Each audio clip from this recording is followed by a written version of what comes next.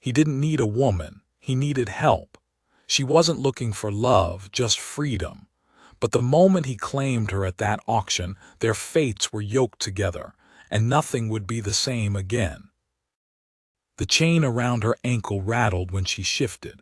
Heavy iron, too tight against skin, rubbed raw. She didn't flinch, didn't blink.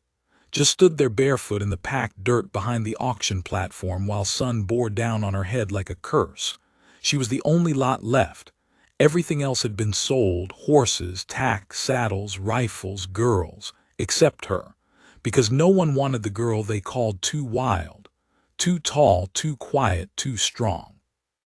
They'd stripped her down to a cotton shift and yanked her red gold hair into a rope down her back like she was some kind of prize mule. But no one came forward, not even for a bid. Until a man in a dust-covered coat stepped out from the shadows. He didn't speak when he saw her, didn't crane his neck to get a better look, just raised one calloused hand slightly, barely past his belt, enough to catch the auctioneer's eye. 30, the rancher said. A low ripple of laughter spread through the crowd. The auctioneer shifted awkwardly. She ain't exactly a gal made for company, he hedged. Stood down 2 marshals last week when they tried to feed her. Broke a man's arm with a broom handle. 40 then, the man said flatly. The auctioneer blinked, looked around. No one else moved. The big girl's eyes never left the dirt, her chin stubbornly tucked low, but something twitched at the corner of her mouth. Not quite a smile, not yet. Sold, the auctioneer muttered, to UHMR Cal Reddick of Dribrush. The man Cal stepped forward, handed off the money without another word, and stood before her like he was sizing up a piece of lumber. She was tall, easily eye to eye with him, even barefoot. Her skin was tanned raw, her forearms roped with quiet muscle. She didn't look away, didn't curtsy or blush or tremble like the others had. She only waited. You got a name? Cal asked. Reve, she said simply, like the dream. He didn't answer, just unlocked the chain himself and handed her the boots they'd taken from her. She didn't thank him, just pulled them on and followed him down the auction steps into a silence that swallowed them both. They rode out of 3 nails before dusk, neither speaking. Cal's horse was thick-bodied and patient. Reve rode bareback behind him, hands resting loosely on the saddle cantle, her eyes turned west. She hadn't asked where they were going. She didn't seem to care, like whatever lay ahead was already better than what lay behind. Cal's ranch lay 40 miles from the nearest town. No neighbors, no roads, just sky and dust and land so dry it cracked underfoot. He didn't explain much when they arrived, just pointed to the bunkhouse and said she'd be sleeping there, not in the main house. Reve didn't argue. She stripped her shift, scrubbed herself raw at the pump, and came out clean and unbothered in men's clothes Cal tossed her, a faded shirt and a pair of trousers that only just fit. She braided her hair again without looking in the mirror. By morning, she was already in the corral, checking the fencing before Cal even lit the stove. He didn't say anything. He didn't need to. Because for the first time since his brother died, the ranch didn't feel silent anymore.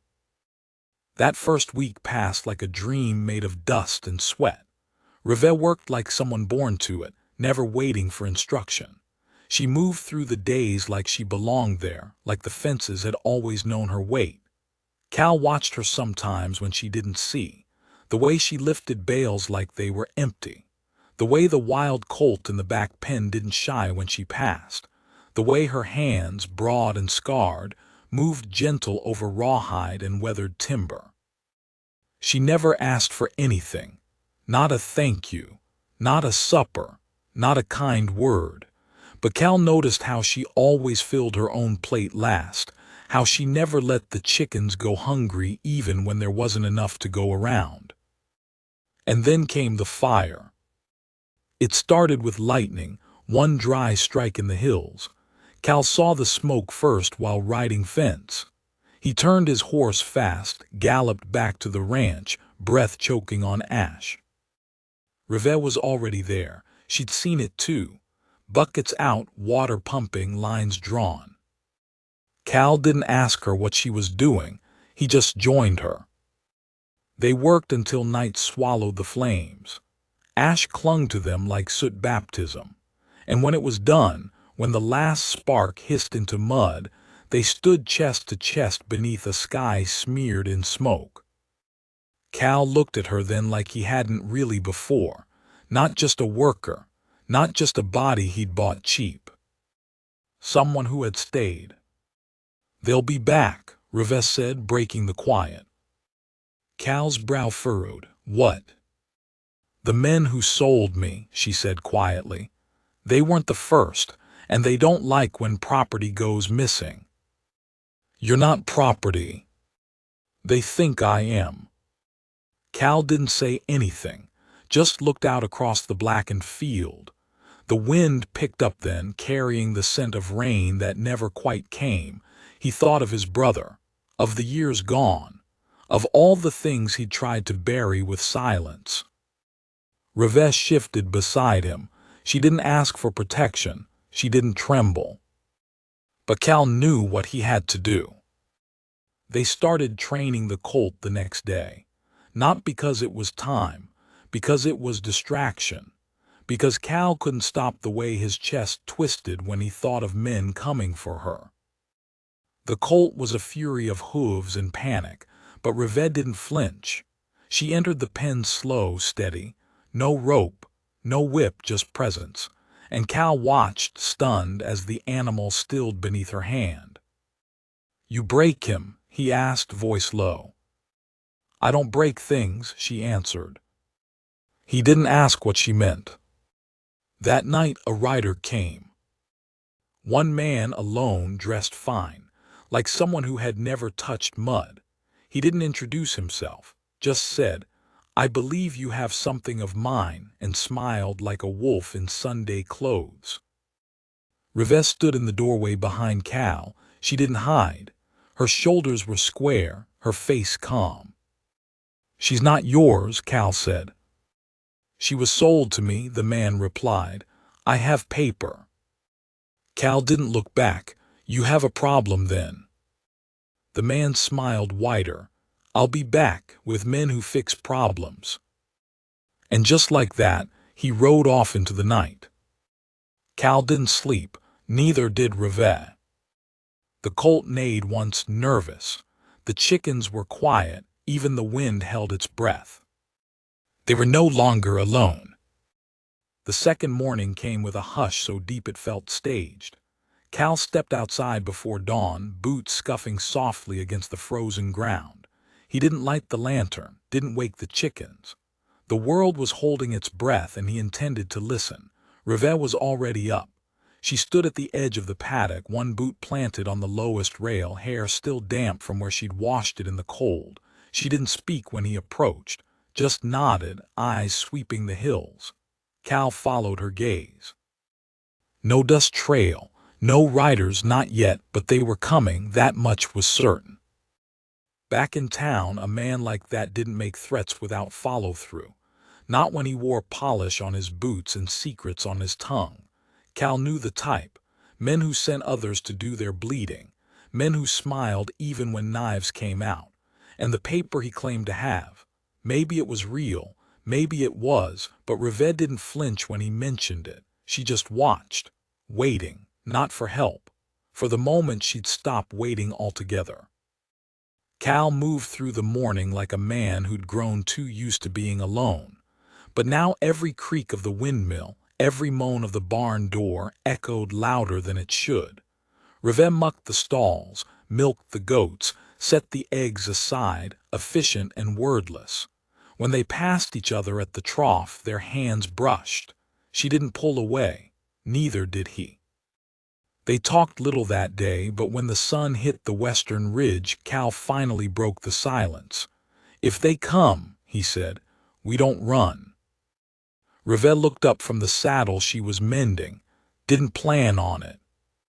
He nodded, that was all, but the look they shared lingered longer than it should have.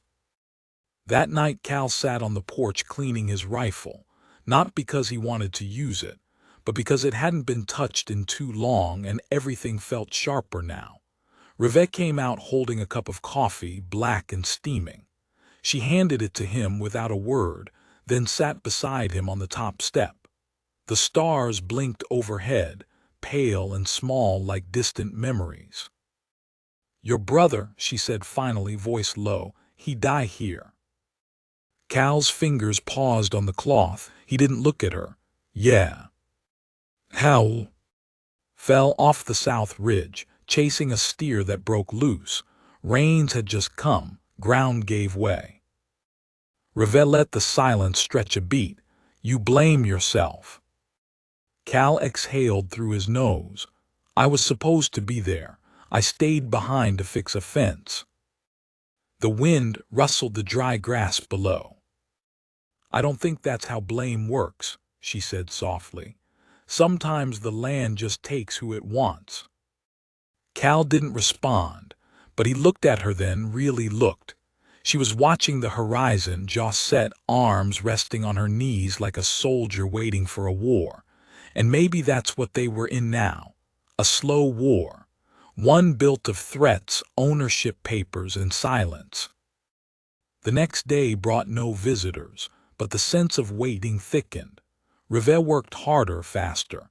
She cleared the upper field of rocks, helped Cal repair the barn roof after a sudden windstorm peeled half of it back. She didn't complain, but Cal saw the way she checked over her shoulder, how her eyes flicked to the ridgeline every few minutes.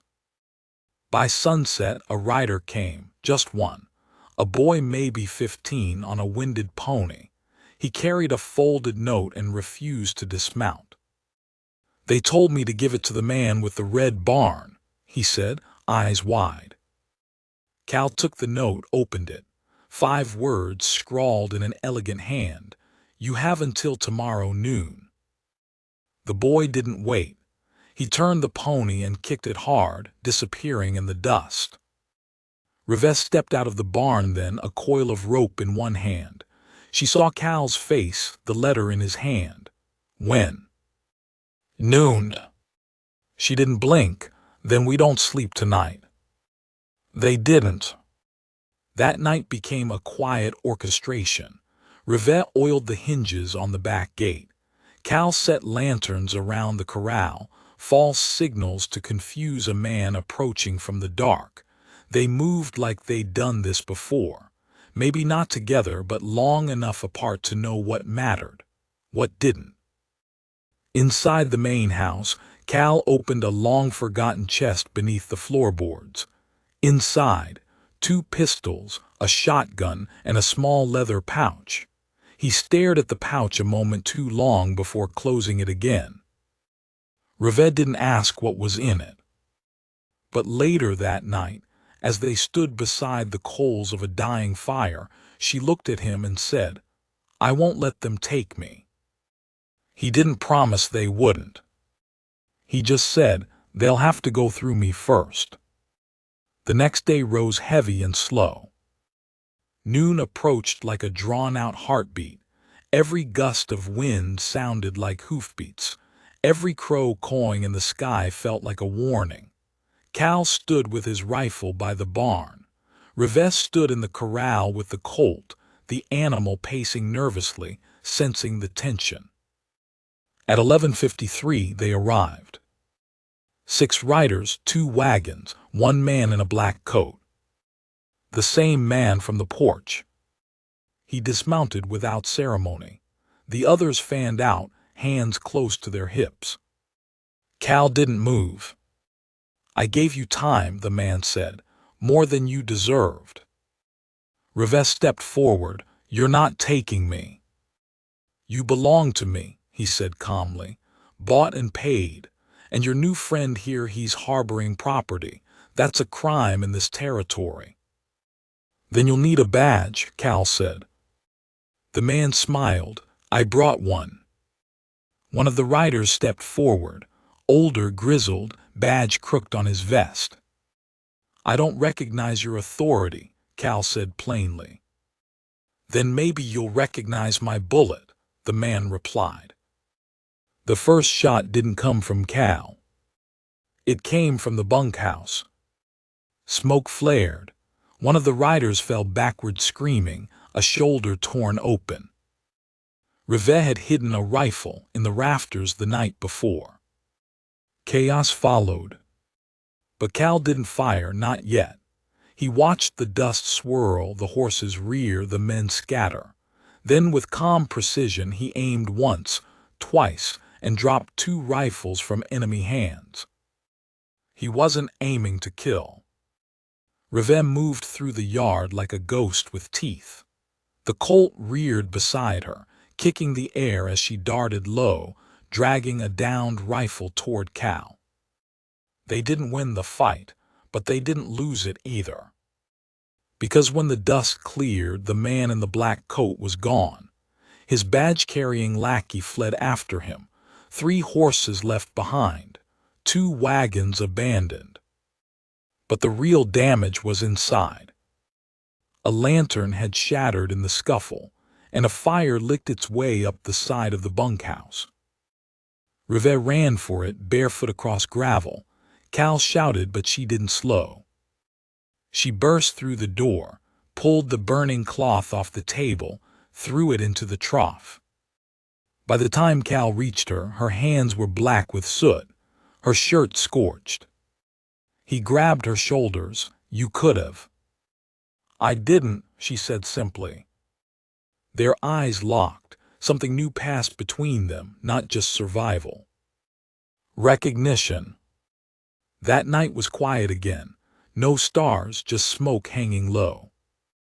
Rivet sat beside Cal on the porch steps, hands bandaged, eyes red from ash. He looked at her, voice rough. You're not what I expected. She didn't smile, but her voice held a note of something warmer than before. Neither are you. And in the quiet, Cal realized the land hadn't felt this alive in years. For 2 weeks the land held still. The sky never broke open, the winds didn't rise, and not a single hoofprint marred the outer road. Yet Cal knew better than to trust the calm. The kind of men they'd faced, the kind who rode with papers in one hand and fire in the other, never left empty-handed without a plan to return. And they hadn't come for revenge yet, which meant they were waiting, or building something worse. Rivet healed fast. Too fast, Cal thought. The burns on her hands scabbed over in days, and she never winced when wrapping her palms with the old linen strips he kept in the cupboard. She split fence posts without gloves, bare fingers against splinters. She trained the colt harder, coaxing it into a saddle by week's end. Her muscles thickened beneath the borrowed shirts. Her silence, once like stone, had become something more fluid. She'd speak when she had something worth saying. No small talk.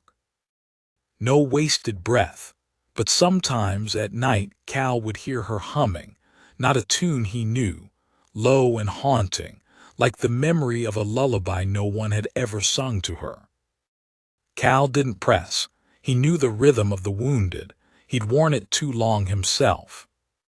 But it was Nathaniel Greaves who shattered the stillness. Greaves was the man who de-owned her. A former rail baron's son turned land grabber. He didn't buy people because he needed them. He bought them to remind everyone he could. And when he lost, he didn't stew. He plotted. On the 16th day since the standoff, Cal and Rivet returned from the far pasture, dusty, sun-streaked, arms filled with saddle leather and salt blocks, to find a notice nailed to the barn door. By order of the District Court of Prairie Bend. Property of Mr. Greaves will be reclaimed by law within 5 days. Any obstruction will be prosecuted. There was a red wax seal beneath the writing. Not a signature, just power impersonating law. Cal stared at it, his fists clenched once, then relaxed, Reved didn't read it. She didn't have to. Her eyes were already on him. "What now?" she asked. "We don't wait," Cal said. They rode into Prairie Bend that night. It was a town stitched from rawhide and rumors, dry saloons, dusty storefronts, and a courthouse with pillars too fancy for the filth surrounding it. Cal hadn't been there in a year, not since his brother's inquest, but the place hadn't changed. The same stench of smoke and sweat, the same folks avoiding eye contact, and the same judge, Milton Avery, a man with a scroll in his hand and mud on his soul. Avery didn't look surprised when Cal stepped into the chamber. "Thought I might see you," the judge said, leaning back in his high-backed chair. "Didn't expect you'd bring the girl." "She's not property," Cal said. "Paper says otherwise." Cal stepped forward. "Paper can lie." Avery's smile didn't falter. Funny how ink always tells the story people pay it to. Reve hadn't spoken since they entered. She stood behind Cal, shoulders loose, head high. But her eyes, those sharp, gray-cut stones, never left Avery's face. "You want justice," Avery said. "You need proof. Ownership's easy to prove, freedom's harder." Cal leaned across the desk. "Then I'll find proof. You give me 5 days. Avery drummed his fingers. "I'll give you 3, not because I believe you, because I don't want Greaves thinking I take orders. He needs reminding now and then that he works for this court, not the other way around." It wasn't a favor, it was theater, but Cal took it. As they turned to go, Avery added, "She's a storm, that one. Be sure your roof can hold." Back on their horses, under a sky straining to swallow the moon, Rivette finally spoke. "There's a woman near Larkspur Ridge. Used to work for Greaves. She might talk." Cal turned toward her. "Why didn't you say that before?" "Didn't think we'd make it this far." There was no bitterness in her tone, no apology. Just fact. Larkspur Ridge was 40 miles and 2 rivers away. They rode straight through the next day and the night that followed, stopping only once to rest the horses. Rivette didn't sleep. Cal barely did. The cabin stood alone, bent sideways against the wind like it was ashamed to be standing at all. A pale curtain twitched in the window. Then a face. A woman, maybe 50, scarred on one cheek like someone had tried to erase her once. She opened the door before they knocked. "Rivette," she said flatly. "Alain." Cal watched them. Rivette didn't smile. Alain didn't hug, but something passed between them, a former closeness. Not quite affection, something harder, forged in places without light. "He's after you," Alain said, stepping aside. "I know." Alain glanced at Cal. "This yours?" "Not anybody else," Rivette answered. Cal pretended not to flinch at how fast she'd said it. Inside, the cabin smelled of pipe smoke and wood glue. A doll sat on a high shelf, its face drawn on with charcoal. Alain poured 3 cups of something black and bitter. "He'll lie," she said, "like he always does. I need someone who'll say different, on record." Alain exhaled smoke. "Why now?" "Because someone finally looked at me like I wasn't bought," Rivette said quietly. The silence after that was thick. Alain didn't answer for a long time. Then, "I'll come, but it won't matter unless you get the ledger." "What ledger?" Cal asked. "Greaves keeps one, locked in his estate vault. Names, dates, amounts, every girl, every sale." Cal's chest tightened. "You're saying he documented everything?" "Greaves is a prideful bastard," Alain said. "He likes to keep score." That night they slept in shifts. Rivette stayed awake longest. At some point, Cal woke to find her standing outside, staring at the moon. Not watching, just being, as if her bones had always belonged to the open sky. By dawn, they rode back, Alan behind them in an old buggy. They didn't speak of the plan. They didn't need to. The next night, Cal rode alone toward the Greaves estate, not into the front, not with a gun, but through the orchard, through the back fields, with gloves on his hands and silence in his boots. Inside, the place was decadence wrapped in cruelty, oil paintings, velvet chairs, empty wine bottles. He found the office easily enough. A massive desk, 2 rifles mounted on the wall, and the vault, cast iron, 6 feet tall, set into stone. He'd brought dynamite. Only a little. Just enough. The explosion shattered the night. He had seconds. Inside the vault, cash, papers, gold watches, and the ledger. He grabbed it, ran. By the time Greaves woke, Cal was a mile gone, and the fire had already reached the wine cellar. Back in Prairie Bend, Judge Avery looked at the soot-stained ledger without expression. "You realize this is theft?" "Of what?" Cal asked. "A list of crimes." Avery turned a page, then another. Names, ages, prices. It wasn't just about Rivet. It was dozens, some crossed out, some marked disposed. Avery closed the book. "You'll testify?" Cal nodded. "So will Alan." The trial wasn't public. Avery insisted. Better to bury it before the town gets bloody. But Greaves was arrested that same day, dragged from his estate screaming that he owned them all, that he was the law. Rivet stood at the edge of the jailhouse square and watched him loaded into the wagon like cattle. She didn't smile, but her shoulders dropped, just slightly, like a weight she'd stopped believing would ever leave had finally slipped loose. 2 weeks passed. The ranch returned to rhythm. But something had changed.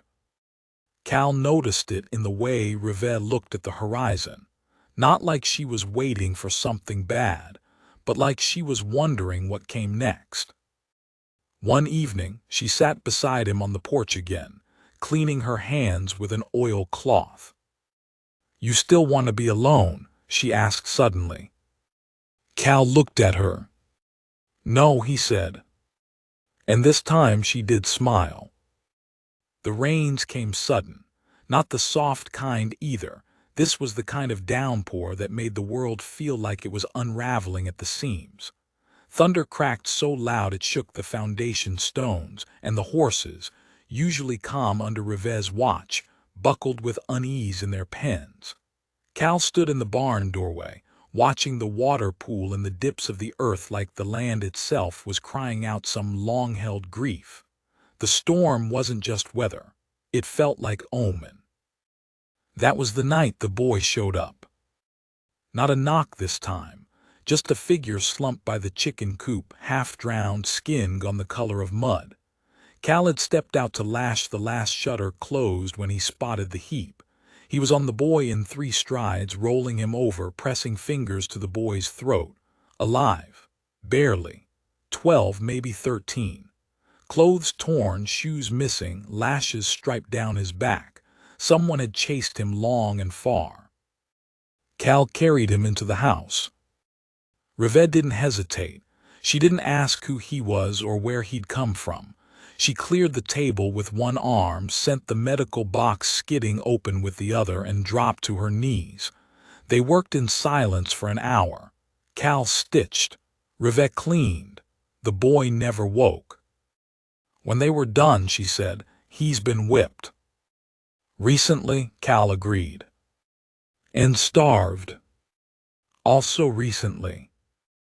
Rivet stood. Her eyes were flint again. This wasn't punishment, this was disposal. They kept the boy in the upstairs room. For 3 days he barely stirred. On the 4th his eyes opened and locked straight onto Rivet, who sat in the corner carving a bit of wood into something small and precise. He didn't speak at first, just watched. Then he whispered, "You're the giant." She didn't look up. "And you're the ghost." He smiled barely. "My name's Eli." Revef finally met his gaze. "You hungry, Eli?" He nodded once. "Don't know what full feels like no more." They fed him slowly, carefully. He wouldn't say where he'd come from, but Cal noticed how he flinched at the sound of boots on the floorboards, how he slept with his arms curled around his stomach like he'd grown used to shielding it. Reveh didn't press him, but she didn't coddle him either. "You'll stay as long as you're useful," she said bluntly on his 5th day, handing him a rope halter and pointing toward the stables. "And if you break anything, you'll fix it." Eli blinked, then grinned. "You sound like someone who used to be mean." She didn't answer. But that night, Cal saw her leave a second bowl of stew outside Eli's door. The storm had passed, but what came behind it wasn't peace. A pair of riders crested the ridge near sundown 2 days later. Cal saw them through the kitchen window, dark coats, long rifles, too neat for ranchers. Not lawmen either. They stopped at the edge of the fence line, didn't move forward, didn't wave. Just sat their horses like crows watching a battlefield. Reveh stepped in behind Cal, took one look and said, "Scouts." "For who?" "Don't know, but they'll come again." They did. Not the same men, but the same cut, silent, polished, dangerous. Men who rode with clipped beards and empty eyes, not killers by trade but by obedience. The kind who followed orders written in ledgers. Greaves might have been gone, but he'd left something behind. "What are they looking for?" Cal asked after the 3rd sighting. "Not me," Reveh said. "Eli." The boy had gone still as soon as the riders were mentioned. He tried to hide it, but Cal caught the tremble in his hands as he gathered eggs that morning. "Who's after you, Eli?" Cal asked gently that night. Eli stared at the table. "Someone worse than Greaves," he said finally. "Someone who owns towns, not people. Greaves was a thief. This man, he makes monsters." He didn't say the name, but he didn't have to. Reveh whispered it like a curse. "Tally's Vorn." Cal had heard it only once before, at a trading post a year back. A man had spoken it while drunk and looking over his shoulder the whole time. Vorn was a cattle magnate turned land baron turned something else. No one knew where he lived. No one even knew what he looked like anymore. Just that people disappeared around him. Whole families. "How'd you get away?" Cal asked. "I didn't. Someone let me go. Said I wasn't like the others. That I should run before I turned into what they were making us into." "What were they making you into?" Eli looked up, eyes hollow. "Weapons." That night Cal didn't sleep. He walked the fence line instead, shotgun in hand, mind racing. It was no longer just about Reveh, or freedom, or even justice. Now there was a boy hunted by something deeper than greed, something like war. And still Reveh stayed. He found her outside near dawn, braiding the colt's mane, whispering something low. She didn't look at him. "Could leave, you know," Cal said. "You're not a prisoner here." Reveh didn't answer. So he tried again. "Why'd you stay after the trial?" She ran a hand down the colt's neck. "Because I know what it feels like to be seen as a thing," she said. "And I know what it feels like when someone sees more." He nodded once. "And Eli?" he asked. She finally looked up. "He reminds me who I was before they sold me." The scouts returned 3 days later, but this time they crossed the fence. No hesitation, just cold confidence. Cal met them at the pasture edge, rifle on his back. Eli was inside. Revere was up in the ridgeline, checking the water traps. The first man dismounted. "You've got something that doesn't belong to you," he said, not a question. Cal didn't blink. "Say that again, slower."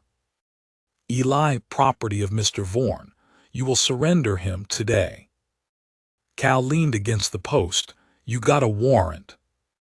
The man smiled. "We don't do paper." That was the moment Cal saw it. The necklace. A thin chain, barely visible, with a pendant shaped like a bull's horn. It shimmered when it caught the sun. A mark of Vaughan's inner circle. Cal didn't answer, just spat in the dirt. "You got 2 minutes to turn around," he said, voice quiet. The man didn't move. So Cal whistled. A high, sharp sound. The colt came first, no rider, just galloping from the ridge like something had spooked it. Then Revere. She moved like a shadow down the hillside, rifle already raised. When she reached the fence line, the men were already backing up. "We'll be back," one of them hissed. "I hope so," Revere said. That night Cal drew up a map. 3 options: stay and fight, flee and vanish, or strike first. Revere chose the last. "You can't outrun a man who buys counties," she said, "but you can burn down what he needs to stay king." So they planned. They'd need information. They'd need friends. And most of all, they'd need proof that Vaughan's operation wasn't just rumor, that the weapons he was building weren't myths. And for that, they'd need to go back. To the place Eli escaped from.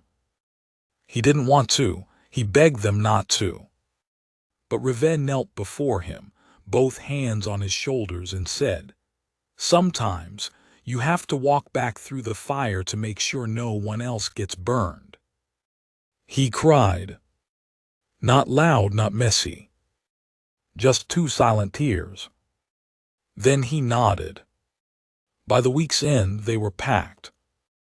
Cal left the ranch in the care of an old friend, a half-blind vet named Brewster who owed him 3 favors and still shot straighter than most men half his age. They rode at night.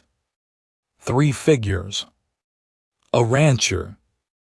A girl the world tried to tame and failed. And a boy made from shadows and scars. They were heading toward something vast and terrible. But none of them turned back. Not once. They followed the canyon trail through the scrublands of Caldera Bluff, crossed the bone-dry flatlands under a sky smeared copper and ash. The land had teeth out here, cacti grown like spears, cliffs jagged like broken glass, wind that howled from nowhere and never stopped moving.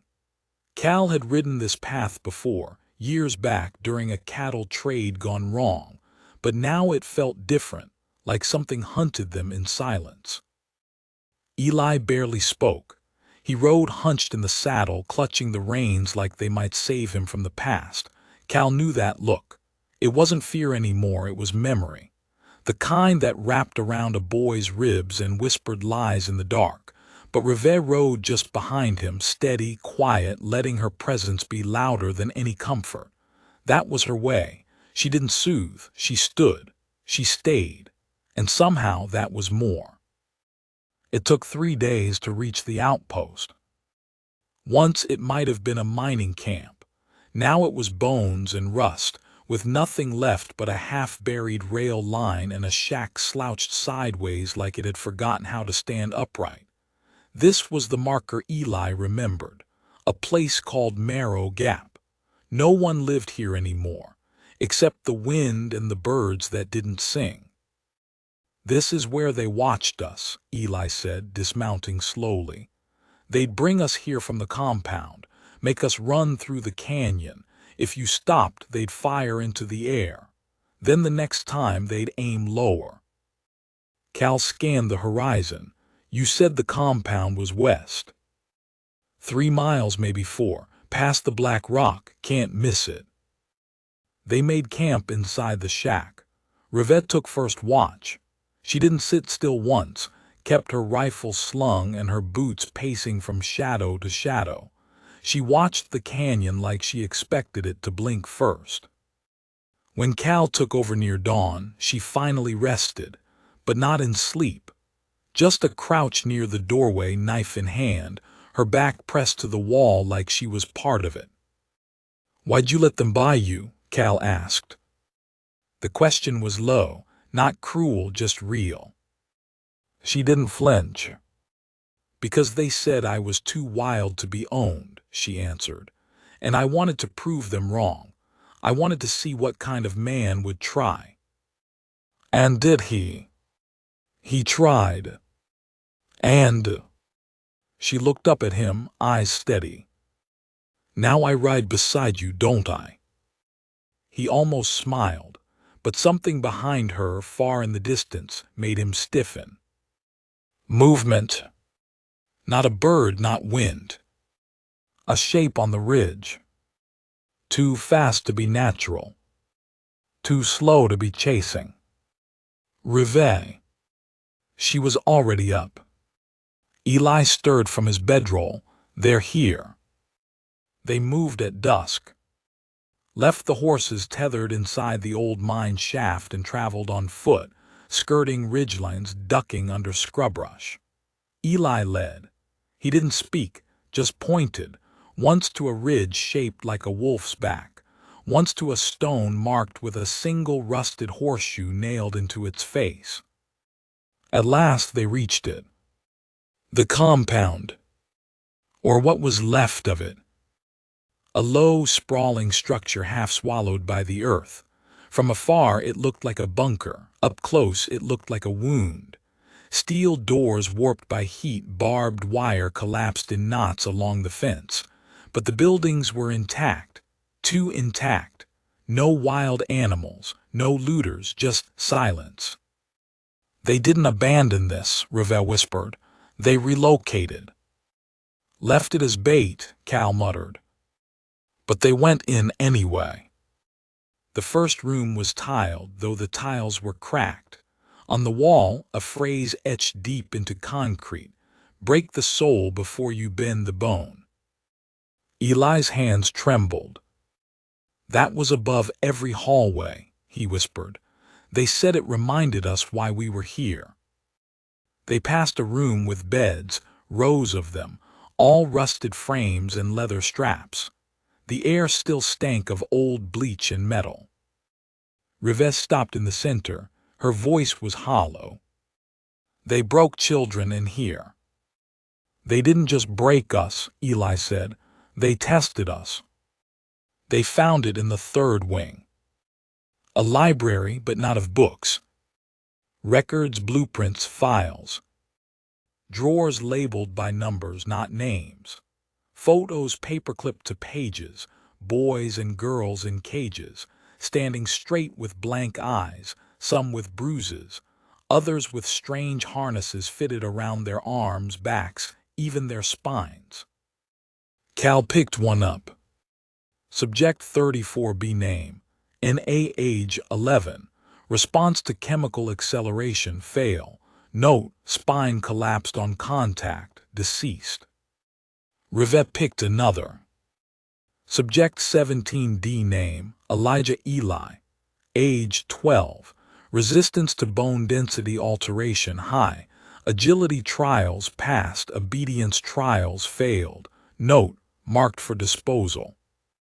Eli turned away. "You were strong," Cal said, "so they tried harder."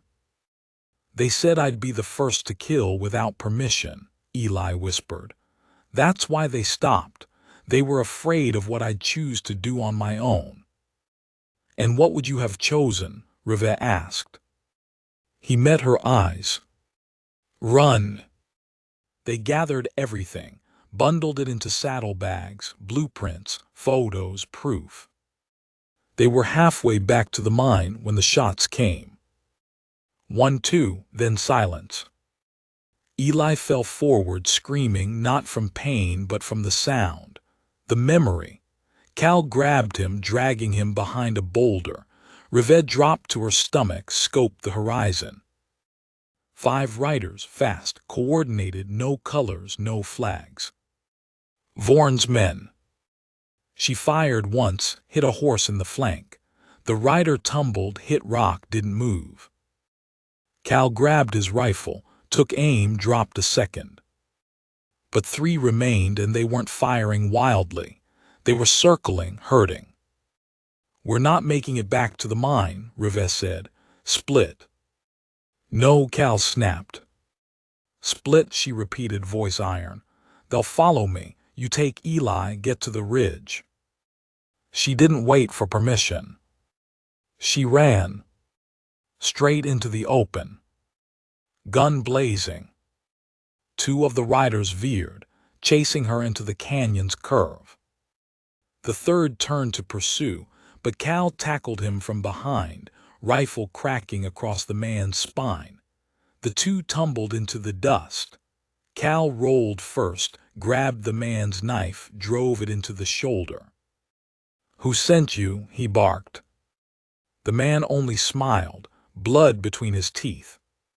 "She's not wild," he coughed. "She's the storm." Then he died. Cal didn't stop.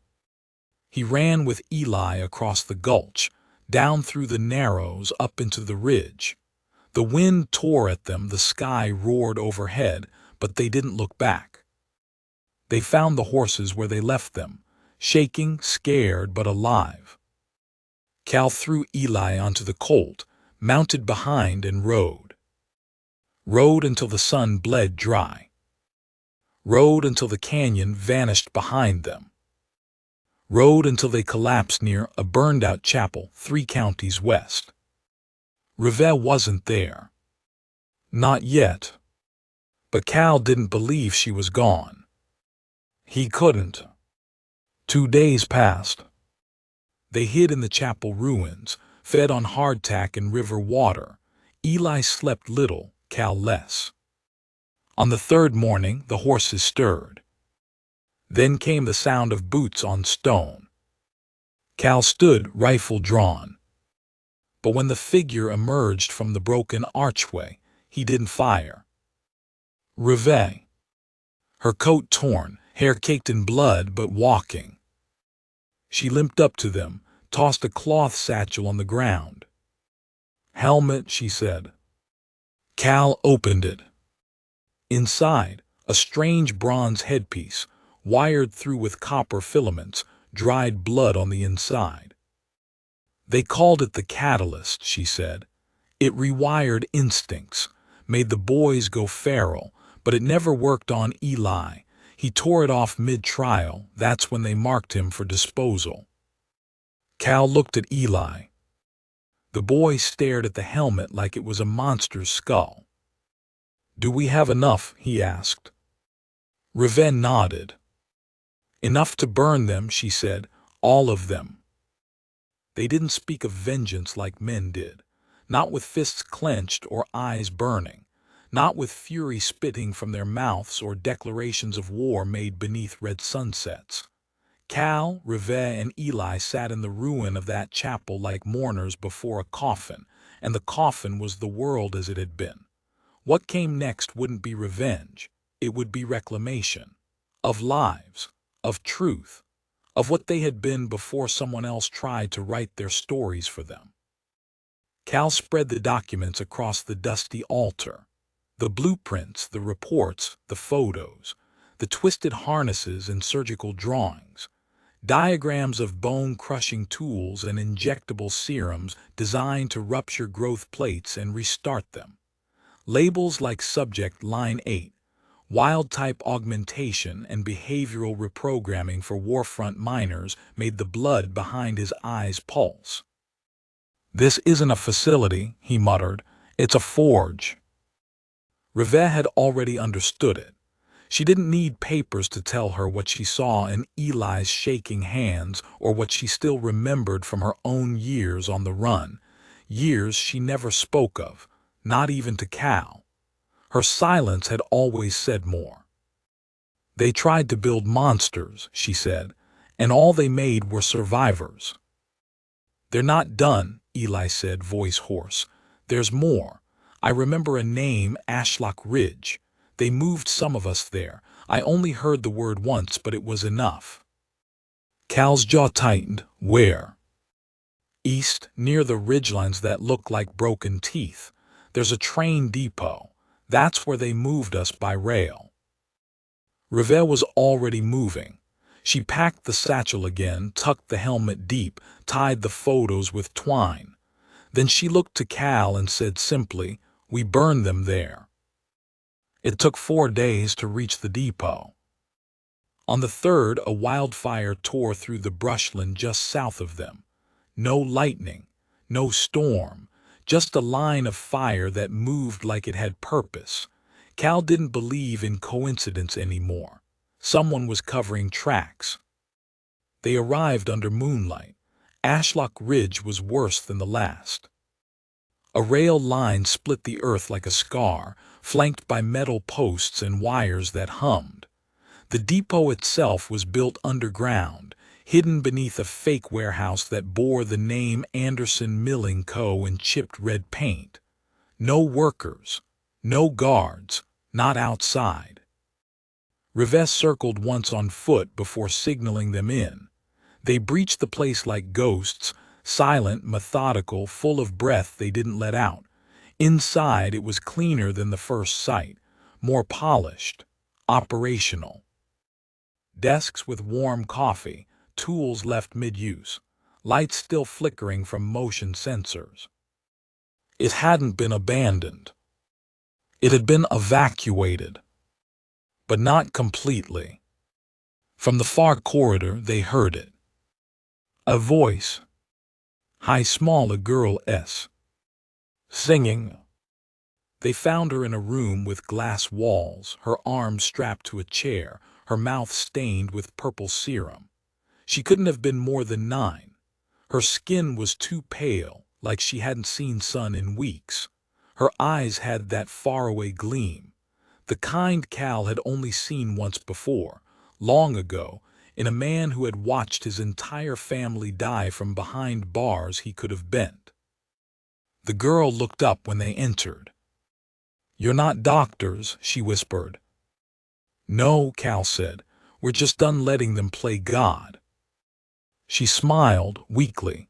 "They said I'd meet the others if I passed." Revelle was already cutting the straps. Eli crouched beside her, voice gentle. "What's your name?" "June." "They hurt you?" June nodded, then whispered, "But I never screamed." There were more.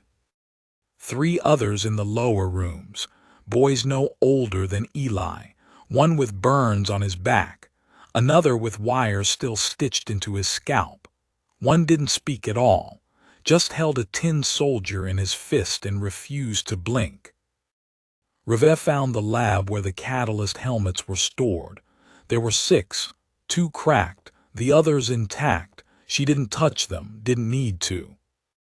Cal found the names. Files labeled by numbers again, but now with locations. Arkansas, Nevada, Territory K, and one marked simply CG. He flipped it open. Photo, birth date, height. The girl was huge, taller than the boys by a full foot. Hair dark, eyes unreadable. The note read, "Subject CG, captured Wild Zone 12. Designation, too wild for conditioning. Disposition, sold to civilian market, authorization VORN, see attached for full list of owners." Cal froze. Revelle stood behind him. "What does it say?" He didn't turn. "You were on file," he said. "I figured. You weren't rescued, were you?" "No." "Then why'd they let you go?" Revelle's eyes glinted like steel under frost. "They thought I'd kill my buyer," she said. "And they were right, but not the last one." Cal finally turned to look at her. His voice was low. "Why not me?" She didn't answer right away. Then, because you never looked at me like I was broken. They gathered the children and loaded them onto a handcart left beside the rail.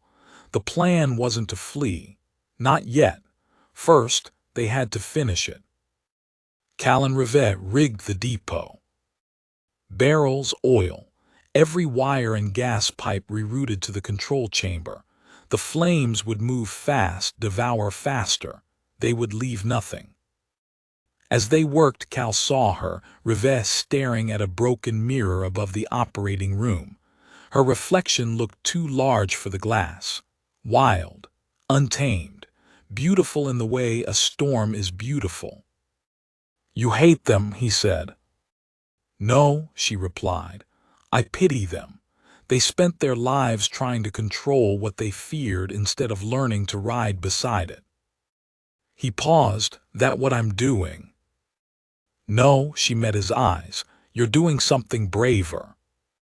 "What's that?" "You're trusting it."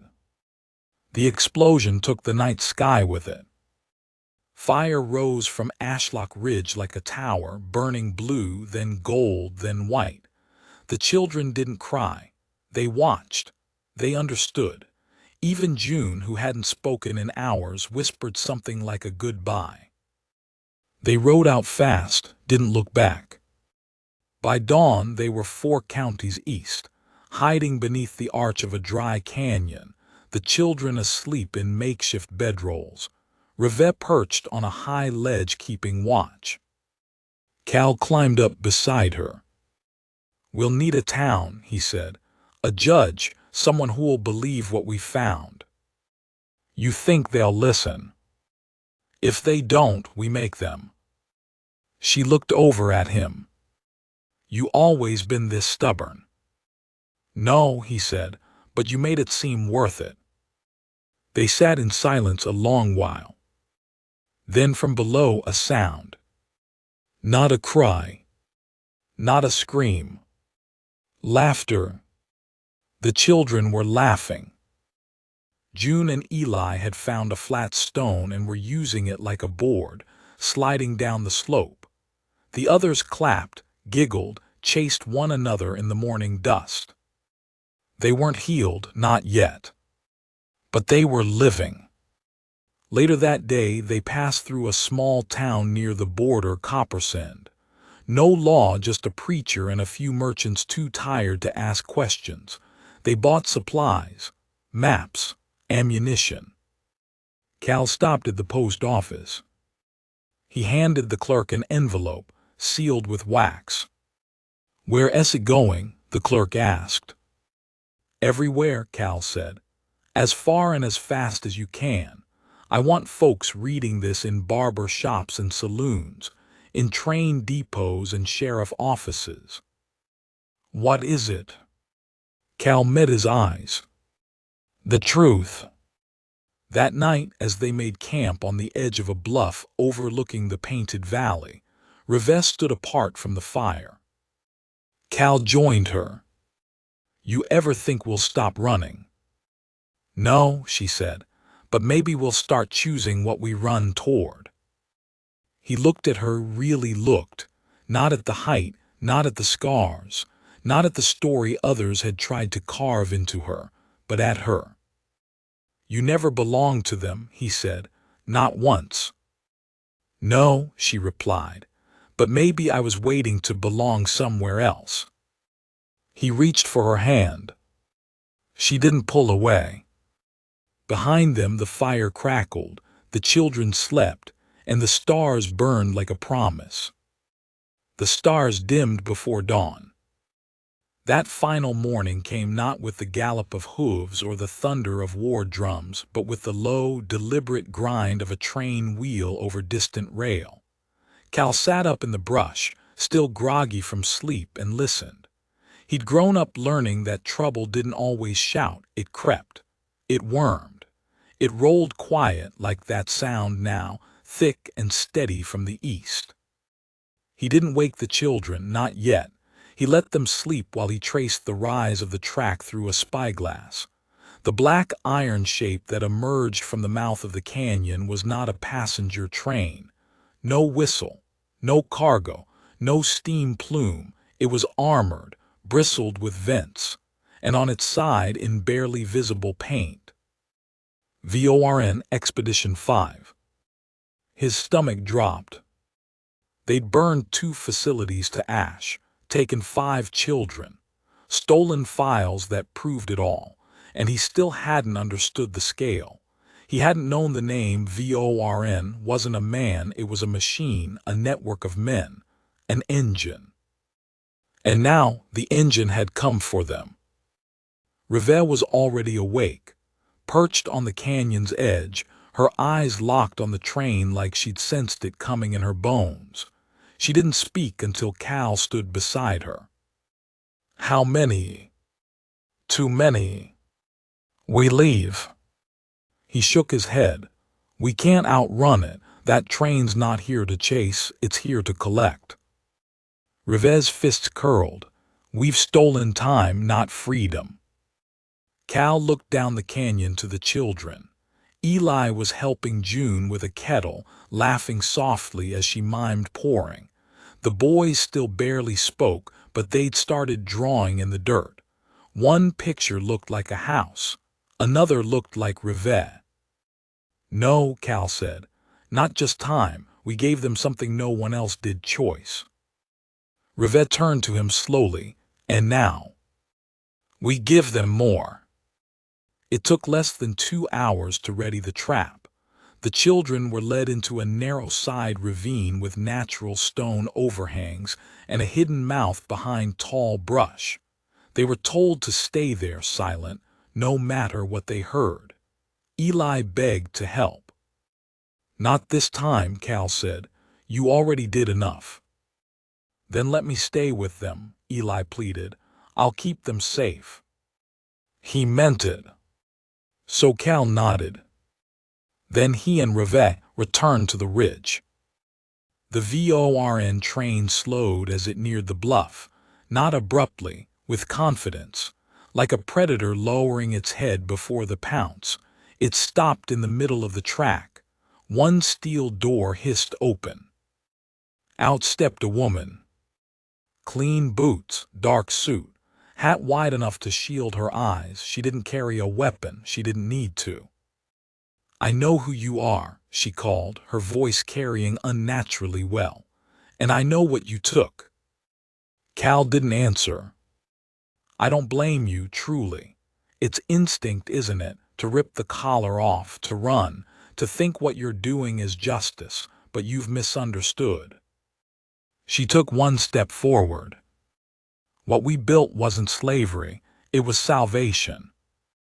Reveh stepped out beside Cal. "You talk pretty," she said, voice low, "for a butcher." The woman's face didn't flinch. "And you speak well for an animal." The words didn't sting. They didn't even reach. Reveh had heard worse in silence, in labs, in the glint of scalpels and the hush before pain. But what she felt now wasn't pain, it was certainty. There would be no escape, no bargaining, no final twist that made this about mercy. This was war. Cal raised the flare. Reveh lit the fuse. The ground beneath the train split like God himself had chosen to intervene. Tunnels, half built by miners long ago, ran under the canyon. Cal had found them 2 days prior and packed them with every last scrap of dynamite Copperson's old quarrymen had left behind. The explosion sent earth up like thunder, swallowing the front of the VORN train and tilting its tail high into the air. Metal screamed. Soldiers poured out, at least a dozen, uniformed, masked, silent, but Cal and Reveh weren't aiming to fight them toe-to-toe. They had terrain, they had fury, and they had each other. Reveh moved like a creature born in storm. She knocked one soldier from the ridge with a rock the size of a skull, disarmed another before he'd even sighted her. Cal kept to high ground, rifle slung but unused. He wasn't aiming for body count. He was aiming for the fuel lines. He found them, set them, lit them, and the second fire came roaring up from the side of the derailed train. But VORN had not arrived without its weapon. From the far car, a mechanical howl erupted. At first, Cal thought it was a whistle until it moved. A form stepped from the wreckage, taller than Rivet, heavily plated, face obscured by a helmet so thick it seemed fused to the skin. One of the successful subjects, Cal realized. Not a child, a man, or what was left of one. It moved with speed no man should have, closed distance in seconds, grabbed Rivet by the throat and threw her across the ridge. Cal fired twice. The bullets sparked off the plating. The thing turned, and it began walking toward him. Rivet rose. Her ribs burned, her vision doubled, but she stood. The thing wasn't just tall, it was calibrated, bred for one thing, obedience, and now that obedience had a target. She charged. She hit it like a boulder falling down a mountainside. They tumbled, slammed into stone, broke part of the ridge in the process. It struck her twice, 3 times, but she didn't fall. She didn't yield. "You were made for orders," she hissed. "I was made to break them." She head-butted the visor, cracked it. Then again. And again. Until the mask split, and beneath it the face was just a boy's. A boy who'd been too scared to die, and too loyal to scream. He looked at her once, just once, and then passed out. She let him fall. The woman in the hat didn't flinch as Cal approached her with the rifle. "I knew you'd win," she said, "this time. You're not armed." "I don't need to be. VORN doesn't end with me." Cal nodded. "Good." Then he struck her across the face with the butt of the rifle. They didn't kill her. They sent her east, bound, branded by her own name, along with files, maps, and all the evidence Rivet had collected since the first fire. The letter Cal enclosed was simple. "You want us gone, you erase every child's name from your books. You erase every helmet, every needle, and then you burn the rest like we did, or we come back." The children lived. June never left Eli's side. The mute boy began to speak again, one word at a time, always in morning light. The one with wires grew flowers in old boots. And the oldest, he drew maps, roads, places they might go next.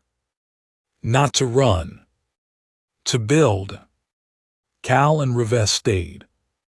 They bought land near the ridgeline, where no law reached. They called it Emberfield. Not because it burned, but because it rose from flame.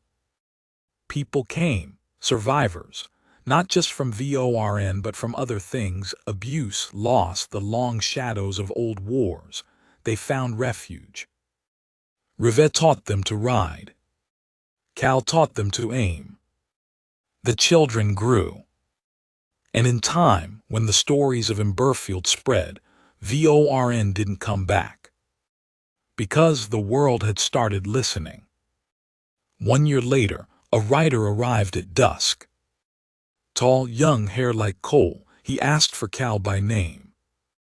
Cal stepped out of the stable, saw the boy and blinked. "Who are you?" The boy held up a package. "This was found near the ashes of Ashlock Ridge.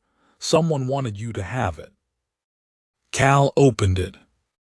Inside was a journal. And a single photo. Of a girl, huge, scowling, hands tied behind her back. Labeled Subject 8 Wild Class. But someone had scratched the word out. Underneath it, in a child's scrawl, Rivet. He looked up. The boy was gone. just dust in the trail. That night Cal sat with Reve on the porch, the kids asleep behind them. "What if they come again?" she asked. "They will. And what do we do?" He looked at her, then out at the land they'd reclaimed. "We ride beside each other." And she smiled. For once, not like a woman made for war, but like one who'd finally come home.